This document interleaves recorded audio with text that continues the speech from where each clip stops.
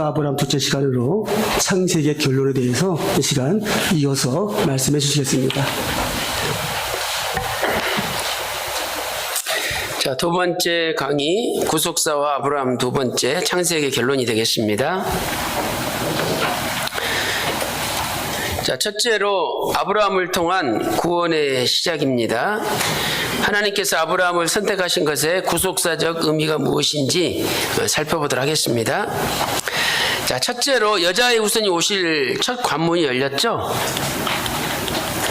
여자의 후손이 오실 첫 관문이 열렸다. 그래서 에덴 동산에서 하나님께서는 아담이 타락한 다음에 여자의 후손을 약속하셨죠. 자, 창세기 3장 15절 우리 다 같이 한번 읽어보도록 하겠습니다. 시작.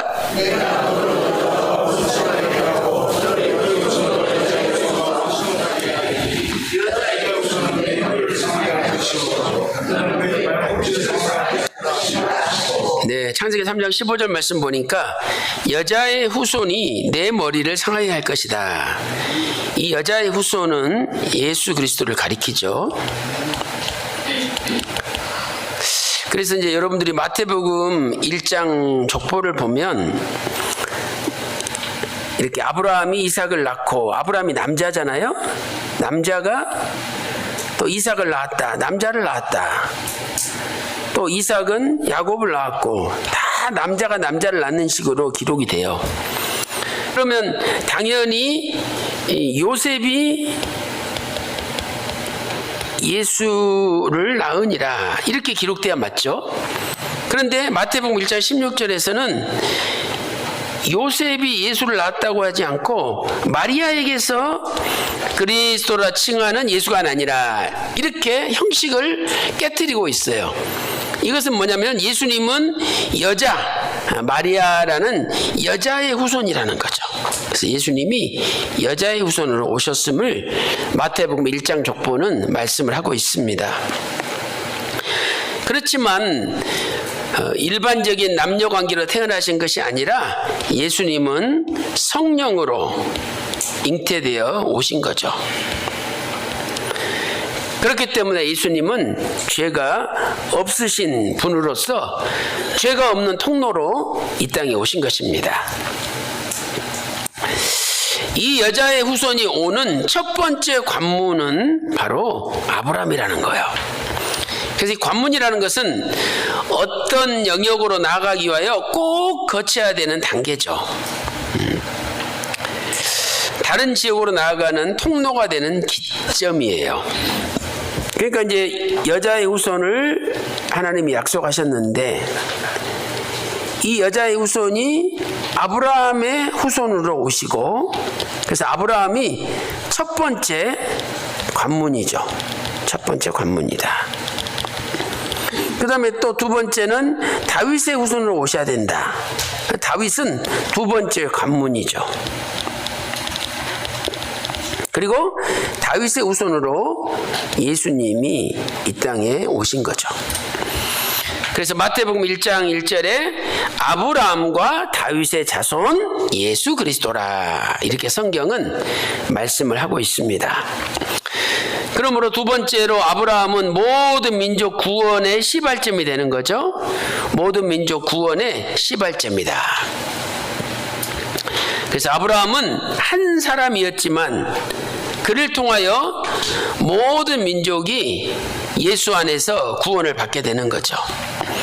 창세기 12장 3절 말씀 보니까 땅의 모든 족속이 너 아브라함을 인하여 복을 받을 것이라. 이 너는 1차적으로는 아브라함을 가리키지만 궁극적으로는 예수님을 가리키는 거죠. 아브라함의 후손 오시는 예수님을 통해서 천하 만민이 땅의 모든 족속이 복을 받게 됩니다. 자, 이런 의미에서 에스겔 33장 24절에도 아브라함은 오직 한 사람이라도, 또 히브리서 11장 12절에도 한 사람으로 말미암아, 아브라함은 한 사람이었지만 그를 통하여 하늘의 허다한 별과 해변의 무수한 모래와 같은 영적 아브라함의 자손들이 무수히 태어날 거라는 거죠. 그리고 이 영적 아브라함의 자손들은 다 예수님을 믿는 자들이에요. 예수님을 믿는 자들이다. 자, 이런 의미에서 하나님께서는 아브라함의 이름을 아브라함으로 바꿔주셨죠. 자, 히브리어 아브라함은요, 고귀한 아버지라는 뜻이에요. 고귀한 아버지. 그러나 아브라함은 열국의 아버지가 되는 거죠. 그래서 고귀한 아버지는 한 가정의 아버지지만 아브라함은 열국의 아버지가 되는 것입니다. 창세기 17장 4절 5절 보세요. 내가 너와 내 언약을 세우니 너는 열국의 아비가 될지라. 이제 후로는 내 이름을 아브람이라 하지 아니하고 아브라함이라 하리니 이는 내가 너로 열국의 아비가 되게 함이니라. 이렇게 말씀하고 있습니다. 그래서 예수님을 믿는 모든 자는 영적으로 아브라함의 자손이 되는 거죠. 그래서 오늘 우리도 아브라함의 자손이에요. 영적으로. 이 아브라함의 자손은 전부 히브리인이라고 부르죠. 히브리인. 창세기 14장 13절에서 아브라함을 최초로 히브리인이라고 불렀어요. 그래서 이 히브리인이라는 뜻은 강을 건넌 자다. 강을 건넌 자다. 아브라함이 유보라데 강을 건너서 가나안 땅으로 왔기 때문에 강을 건넌 자다라고 이름을 붙인 거죠. 그러니까 우리도 오늘날 죄악의 강을 건너서 하나님을 믿는 백성이 되었잖아요. 그렇기 때문에 우리도 다 신령한 히브리인인 줄로 믿습니다. 아멘. 로마서 4장 11절에 믿는 모든 자의 조상이 되었다. 아브라함이 16절에도 아브라함은 하나님 앞에서 우리 모든 사람의 조상이다. 우리 믿는 모든 사람의 조상이 된 것입니다. 갈라디아 3장 7절 보니까 그런즉 믿음으로 말미암는 자들은 아브라함의 아들인 줄 알지어다. 믿음만 있으면 아브라함의 아들이 되는 거예요. 자, 갈라디아서 3장 29절 다 같이 읽어보겠습니다. 시작. 너희가 그리스도께 속한 자면 곧 아브라함의 자손이요 약속대로 유업을 이을 자니라. 그래서 그리스도께 속하기만 하면 아브라함의 자손이 되고 유업을 이을 자, 이건 다른 말로 말하면 상속자가 되는 거예요. 상속자. 어디의 상속자냐? 하나님 나라의 상속자가 되는 거예요. 그래서 헬라어로는 클레로노모스.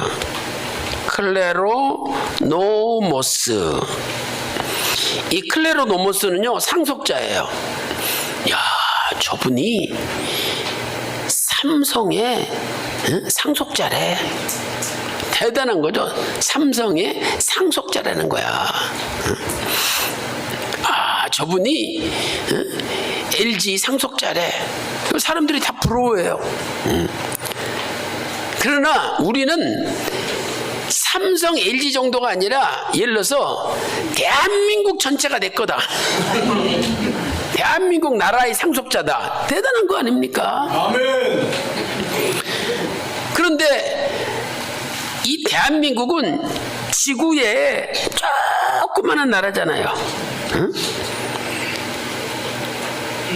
이 우주가 얼마나 큰지 그 우주에서 지구는 점도 안 돼요. 근데 우리는 이 전 우주를 다 합쳐도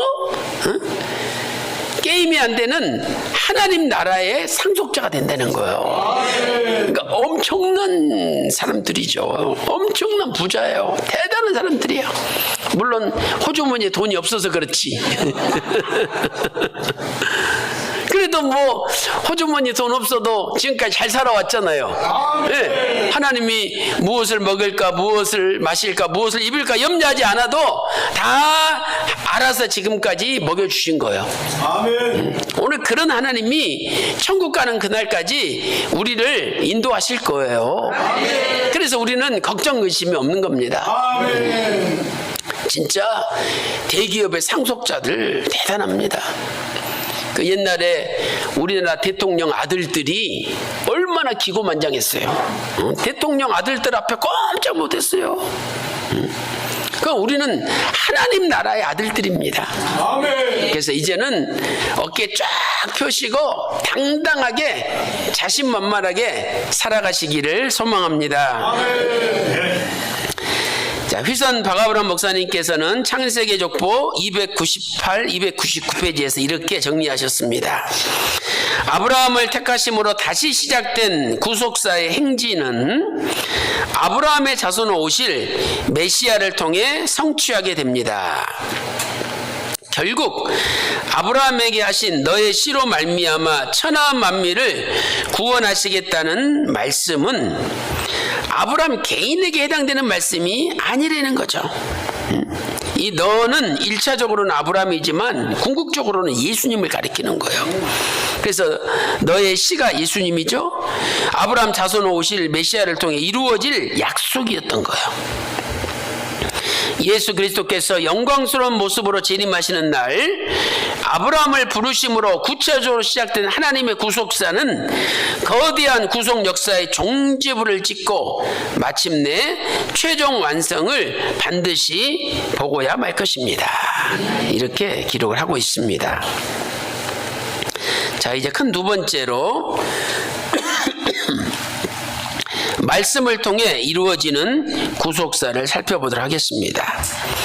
이 구속사와 하나님의 말씀이 어떤 관계가 있는지 살펴보도록 하겠습니다. 자, 첫째로 구속사는 성경에 기록된 말씀대로 이루어져요. 성경에 기록된 말씀대로 이루어진다. 그 왕의 명령을 어명이라 그러잖아요. 어명. 그래서 어명이요 이러면 꼼짝 못합니다. 그대로 이루어지는 게 어명이에요. 그런데 하물며 하나님의 말씀, 하명, 어명이 아니라 하명. 하나님의 말씀은 반드시 이루어지는 말씀이죠. 자, 마태복음 5장 18절 다 같이 읽어보겠습니다. 시작. 진실로 너희에게 이르노니 천지가 없어지기 전에는 율법의 1.1획이라도 반드시 없어지지 아니하고 다 이루리라. 자, 여기서 우리는 천지와 말씀을 비교하는 걸 알 수 있어요. 마태복음 24장 35절에도 천지는 없어지겠으나 내 말은 없어지지 아니하리라. 자, 천지는 하늘과 땅은 언젠가는 없어진다는 거예요. 그러니까 이것은 뭐냐? 천지는 영원하지 못하다는 거예요. 그러나 하나님의 말씀은 영원하다는 거죠. 그래서 이 말씀은 첫째로 반드시 하나님의 뜻을 이루고 두 번째는 반드시 형통하게 된다는 거예요. 자, 이사야 55장 11절 시작. 내 입에서 나가는 말도 헛되이 내게로 돌아오지 아니하고 나의 뜻을 이루며 나의 명하여 보낸 일에 형통하리라. 그래서 하나님의 말씀은 첫째로 하나님의 뜻을 이루고 두 번째는 반드시 형통하게 된다. 오늘 저와 여러분이 지금 사는 것이 고달프고 힘들다 할지라도 낙심하지 마세요. 하나님 말씀만 붙들고 말씀만 모시고 살면은요 결국은 형통하게 된다. 형통하게 되어 있습니다. 앞으로 누가 이길 거냐? 말씀편의 선자가 이기는 거예요. 왜? 말씀이 형통하기 때문에. 끝까지 말씀편에 서서 충성하시기를 소망합니다. 두 번째, 하나님께서는 말씀으로 세상을 창조하셨어요. 시편 33편 6절에 말씀으로 하늘이 지음이 되었죠. 또 만상이 그 입의 기운으로 이루어졌어요. 요한복음 1장 3절에는 하나도 그는 로고스 말씀이죠. 말씀이 없이는 된 것이 없느니라. 요한복음 1장 10절에도 세상은 그로 로고스 말씀 되시는 예수님으로 말미암아 지은 바 되었으며 세상이 말씀으로 지어졌다는 거죠. 그리고도 이 말씀으로 창조가 됐기 때문에 믿음이 있는 사람만이 그것을 알 수가 있어요. 히브리서 11장 3절 보세요. 믿음으로 모든 세계가 하나님의 말씀으로 지어진 줄을 아나니. 아니, 여러분들이 엄마 아빠 품에서 자라고 키워져 왔잖아요. 그러면 그 두 분이 여러분의 엄마 아빠인지 어떻게 합니까? 그거 어떻게 알아요? 뭐 내가 어렸을 때 무슨 주민등록번호를 떼봤어, 가족관계 증명서를 떼봤어, 그래도 내재적으로 아, 저분이 우리 아빠구나, 저분이 우리 엄마구나, 이걸 자동적으로 그게 믿어져. 이것은 내재적인 믿음이에요. 내재적인 믿음. 그러니까 안에 주어진 믿음이다 이 말이죠. 그런데 이 내재적인 믿음은 나로부터 오는 것이 아니라 하나님으로부터 오는 거예요. 하나님으로부터. 그래서 내재적인 믿음이 있는 사람은 야, 이 모든 게 하나님 말씀으로 지어졌구나, 이게 자동적으로 믿어지는 거예요. 자동적으로. 그래서 오늘 여러분들에게 이러한 내재적인 믿음이 있다는 것이 얼마나 감사합니까? 이 믿음은 모든 사람의 것이 아니에요. 하나님이 내재적으로 그 믿음을 주신 분만의 것이라는 거예요. 아멘. 세 번째로, 하나님께서는 말씀으로 세상을 보존하시죠. 말씀으로 세상을 보존하신다. 자, 로마서 11장 36절 말씀 보세요. 이는 만물이 주에게서 나오고 주로 말미암고 주에게로 돌아갑니다. 자, 현대인의 성경에서는 이렇게 번역하고 있습니다. 만물이 다 그분에 의해 창조되었고 그분을 통해서 생동하며, 살아서 움직인다는 거예요. 그러니까 하나님이 역사하지 않는다면 만물이 살아서 움직일 수가 없다는 거죠. 지금 지구가 태양을 돌고 달이 지구를 도는 것도 하나님께서 붙잡고 계시니까 그렇게 되는 거예요. 하나님이 놔버리면 이 모든 질서가 무너지는 거예요. 그래서 그분을 위해서 존재합니다. 하나님께 길이 영광을 돌립시다. 아멘. 그래서 오늘 우리의 남은 생에도 하나님을 위해 존재하고 하나님께 영광을 길이 돌리시기를 소망합니다. 아멘. 히브리서 1장 3절 말씀 보니까 그의 능력의 말씀으로 만물을 붙드시며, 말씀으로 만물을 붙드시는 거예요. 근데 그 말씀은 능력의 말씀이에요. 말씀은 능력이 있어요. 그래서 말씀이 있으면은요, 사람도 몰려들고 돈도 몰려들고 필요한 것들이 다 모이게 됩니다. 돈을 쫓아다니면 돈이 도망가요. 근데 말씀만 붙잡고 있으면 돈이 저절로 굴러들어오는 거예요. 아멘. 그래서 오늘 여러분들도 맨날 돈을 쫓아다니고 잡지도 못하는 인생 되지 마시고 돈이 저절로 굴러들어오는 인생이 돼야 돼요. 아멘. 그 비결은 뭐냐? 하나님의 말씀만 붙잡고 있으면 돈은 저절로 굴러들어오는 거예요. 결국 하나님께서는 말씀으로 세상을 심판하십니다. 베드로후서 3장 7절에 이제 천지 하늘과 땅은 그 동일한 말씀으로 불사르기 위하여 간수하신 바 되었다는 거예요. 요한복음 12장 48절 말씀 보세요. 예수님 말씀을 받지 않습니다. 그래서 예수님께서 야 나를 저버리고 내 말을 받지 아니하는 자를 심판할 분이 계신다. 누굽니까? 그랬더니 내가 한 그 말이 내가 너희들한테 선포한 그 말씀이 마지막 날에 너희들을 심판한다. 이렇게 말씀하셨어요. 요한복음 12장 48절이에요. 그러니까 결국은 말씀을 받지 않을 때 그 받지 않은 말씀이 그분을 심판하는 거예요. 야, 너 그때 이 말씀 안 받았지 않냐? 심판하는 겁니다. 그래서 마지막에는요, 이 마지막 날에는 말씀이 온 세상에 충만하게 되는 거예요. 말씀이 온 세상에 충만하게 됩니다. 물이 바다를 덮음과 같이 여호와를 아는 지식이 말씀이 온 세상에 충만하게 된다. 이사야 11장 9절과 하박국 2장 14절에 말씀하고 있죠.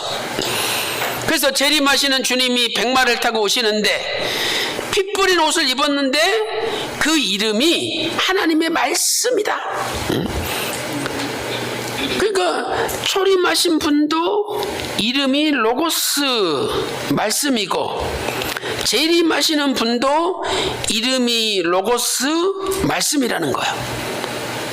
그러므로 말씀을 붙잡고 있는 자가 다시 오시는 주님도 맞이할 수 있는 거예요. 이런 의미에서 휘선 박아브람 목사님께서는 창세기의 족보 303, 304페이지에서 말씀은 구속사의 시작이요 계획이요 설계도요 더 나아가 그것을 성취시키는 강력한 원동력이요 마침입니다. 그러니까 말씀이 구속사의 알파요 구속사의 오메가가 되는 거죠. 알파가 헬라어의 첫 글자고 오메가가 헬라어의 마지막 글자듯이 말씀은 구속사의 시작이요 구속사의 마침이 된다는 거예요. 결국 하나님은요 말씀으로 구속사를 마치게 되어 있습니다. 자, 이제 이 종말의 생명수 말씀의 역사가 구체적으로 어떻게 전개되는지 에스겔 성전에서 나오는 생명수 강을 통하여 살펴보도록 하겠습니다. 자, 생명수 에스겔 성전에서 흘러나오는 생명수는 말씀의 역사를 나타내죠. 예수님께서 이 물을 먹는 자마다 다시 목마르려니와 내가 주는 물을 먹는 자는 영원히 목마르지 아니하리라 말씀을 하셨습니다. 그것은 예수님이 주는 물이 뭡니까? 예수님이 주시는 말씀이라는 거죠. 에베소서 5장 26절에도 물로 씻어 말씀으로 거룩게 한다. 이 물은 말씀을 나타내는 거예요. 그런데 이 생명수는요 점차적으로 불어납니다. 자, 이 에스겔 성전 요 문지방 밑에서 물이 흘러나왔죠. 그래가지고 번제단 남쪽으로 흘러가요. 이렇게 흘러나오다가 성소 동양한 바깥문 우측에서 물이 이렇게 스미어 나왔던 거예요. 그런데 이 물이 일천척을 갔더니 발목에 차고 또 일천척을 갔더니 무릎에 차고 또 일천척을 갔더니 허리에 차고 그리고 일천척을 갔더니 수영, 헤엄을 해야만 하는 거대한 강물로 바뀌었다는 거예요. 자, 첫 번째로 성전 문지방에서 흘러나왔죠. 에스겔 47장 1절에 문지방 밑에서 물이 나왔어요. 그래서 동쪽으로 흐르다가 이 제단은 아까 번제단이죠. 번제단 남편으로 흘러내리더라. 그러니까 지금 이 상황을 얘기하는 거죠. 자, 여기 성전 문 있잖아요. 이 성전 문지방 밑에서 이렇게 흘러나왔다는 거예요. 그러다가 요게 번제단인데 이 번제단 남쪽으로 흘러나와서 쭉 흘러갔다는 걸 가르쳐 주는 거예요. 그리고 성소 동양한 바깥문 오른쪽에서 이렇게 스며 나왔다는 거죠. 두 번째는 바깥 동양한 문 우편에서 스며 나왔다. 에스겔 47장 2절에 나오죠. 동양한 바깥문에 이르시기로 본즉 물이 그 우편에서 스며 나오더라. 자, 그리고 나서 이제 일천척을 지날 때마다 물이 발목과 무릎과 허리에 오르고 마지막 일천척을 지날 때는 사람이 능히 건너지 못할 강이 되었다는 거예요. 사람이 능히 건너지 못할 강이 되었다. 이 일천척은요 몇 메다입니까? 532m예요. 532m. 그래서 한 척이 53.2cm잖아요. 그래서 1천척은 532m. 그러니까 여기 532m를 지났더니 물이 발목에 차고 또 532m를 지났더니 무릎에 차고 532m를 지났더니 허리에 찼어요. 그리고는 이제 또 1천척을 지났더니 거대한 강이 된 거죠. 그러니까 이걸 표로 그리면 물이 이렇게 조금씩 불어나요. 그러다가 갑자기 이렇게 그냥 엄청나게 불어나는 거예요. 이것은 뭐냐면 마지막 때 하나님의 말씀의 역사가 처음에는 점차적으로 알려진다는 거예요. 아주 느릿느릿하게 점차적으로 알려줘요. 아니 여러분 생각해 보세요. 500m, 532m는 굉장히 길어요. 그러니까 발목에 찼는데 532m 흘러갔는데 무릎이야. 조금 찬 거예요. 또 530m 갔는데 허리에 찼어요. 그런데 그 다음에는 갑자기 거대한 강이 돼버린 거예요. 그러니까 처음에는 점차적으로 말씀 운동이 진행되다가 마지막에는 순식간에 급격하게 말씀 운동이 확장된다는 것을 우리에게 알려주는 거예요. 아유, 맨날 아카데미하고 세미나하고 어느 세월에 이 말씀이 세상에 알려져. 다 이렇게 생각을 할 수밖에 없죠. 그러나 꾸준히 하면 언젠가는 급격하게 전 세계에 퍼지는 거예요. 그러니까 세상에서도 그런 말 있잖아요. 한 우물을 파라고. 제가 아침에 거두는 구속사 만나를 하는데 어떤 사람들이 그걸 본따 가지고 했어요. 근데 한 달 하다가 끝나버렸어.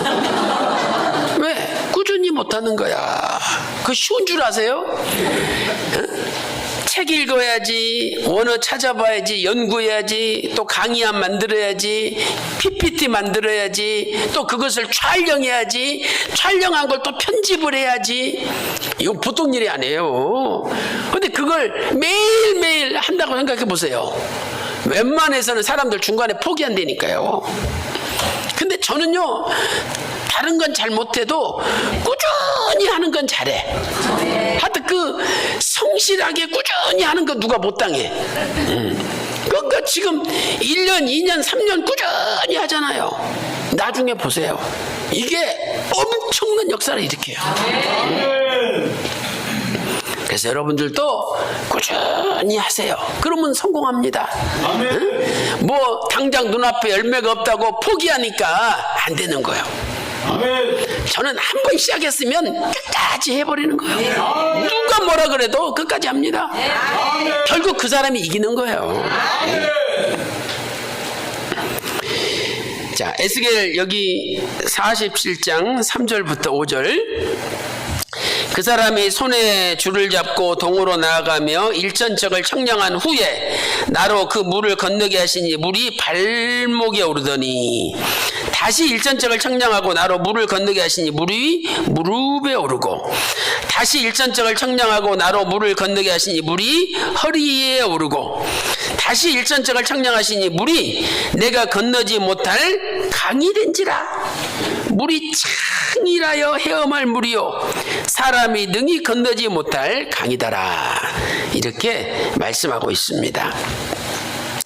이 생명수가 흘러가는 곳마다 살리는 역사가 일어나는 거예요. 그래서 바다의 물이 소성함을 얻겠고 모든 생물이 살고 이 강이 이르는 각처에 모든 것이 살아나는 거예요. 에스겔 47장 8절 9절에 기록되어 있잖아요. 말씀은요 살리는 역사예요. 아멘. 그래서 요한복음 6장 63절에 살리는 것은 영이니, 육이 아니라 살리는 것은 영이니 내가 너희에게 이른 말씀이 곧 영이요 생명이라. 이렇게 하나님의 말씀은 살리는 역사예요. 아니 같이 서로 협력해서 한 교회에서 구속사 운동하면 얼마나 좋습니까? 왜 쫓아냅니까? 왜 쫓아내? 같이 하면 되는데. 아멘. 그래서 우리는요 남을 죽이려고 하지 말고 살리는 역사를 해야 돼요. 살리는 역사. 에스겔 47장 12절 말씀 보세요. 강 좌우가에는 각종 먹을 실과가 자라서 그 입이 시들지 아니하며 실과가 끊치지 아니하고 달마다 새 실과를 맺으리니 그 물이 성소로 말미암아 나옴이라. 자, 그 실과는 먹을 만하고 그 잎사귀는 약재료가 되리라. 약 좋은 보약의 재료가 된다는 거예요. 이게 살리는 역사 아닙니까? 아멘. 보약을 먹으면 살게 되잖아요. 아멘. 하나님 말씀이 보약이에요. 아멘. 자네 요새 왜 이렇게 얼굴이 좋고 야 몸이 건강해? 그냥 얼굴에 생기가 돌아. 나도 요새 좋은 약 먹지. 자네도 2첩만 먹으면 돼. 2첩. 구약 한 첩, 신약 한 첩. 2첩만 먹으면 돼. 이 생명수의 출처는 성전입니다. 성전. 그래서 아까 성경 문지방 밑에서 물이 나왔다. 에스겔 47장 1절에 말씀하고 있죠. 또 에스겔 47장 12절에 그 물이 성소로 말미암아 나옵니다. 물이 성전에서 나온다는 거예요. 마지막 때 하나님의 구속 경륜, 하나님의 비밀의 구속사의 말씀은 교회를 통해서 선포되게 돼 있어요. 아멘. 자, 휘선 박아브람 목사님께서 창세기 족보 304페이지, 305페이지에서 이렇게 말씀하셨습니다. 자, 우리 다 같이 한번 읽어볼까요?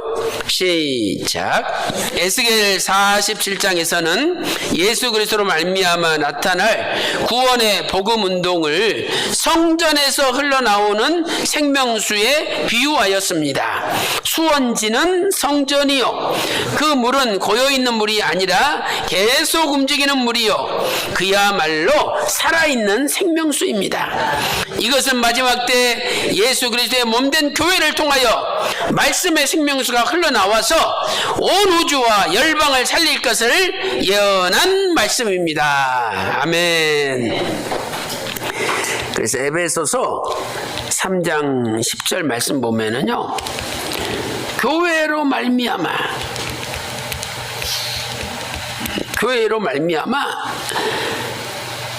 하나님의 각종 지혜가 선포가 된다는 거예요. 교회로 말미암아. 자, 헬라어로 말미암아, 디아, 교회, 테스, 에클레시아스. 테스 에클레시아스. 이것은 교회를 통하여 이런 뜻이에요. 교회를 통하여. 그러니까 하나님은 마지막 때 교회를 통하여 구속사 말씀을 선포하시고 구속사에 감춰져 있는 하나님의 비밀의 경륜, 쉽게 말해서 하나님의 각종 지혜를 선포하신다는 거예요. 아멘. 오늘 우리 태백 초원교회가 이 태백 일대에 영원한 생명수 구속사의 말씀을 선포하는 수원지, 물이 발원하는 장소인 줄로 믿습니다. 오늘 또 여러분의 교회가 구속사 말씀의 수원지가 되어서 여러분의 교회를 통해서 하나님의 각종 지혜, 구속사의 비밀의 경륜이 선포되므로 많은 죽어가는 영혼들이 그 물을 마시고 다 살아나는 놀라운 기적이 일어나시기를 주님의 이름으로 축원합니다. 자, 기도 올리겠습니다. 하나님 아버지 감사드립니다. 태백 6기 구속사 아카데미를 허락하여 주시고 오늘 종강에 이르기까지 매 시간마다 하나님께서 보내주신 훌륭한 믿음의 강사들을 통해서 저희들이 은혜 받게 하여 주시니 감사드립니다.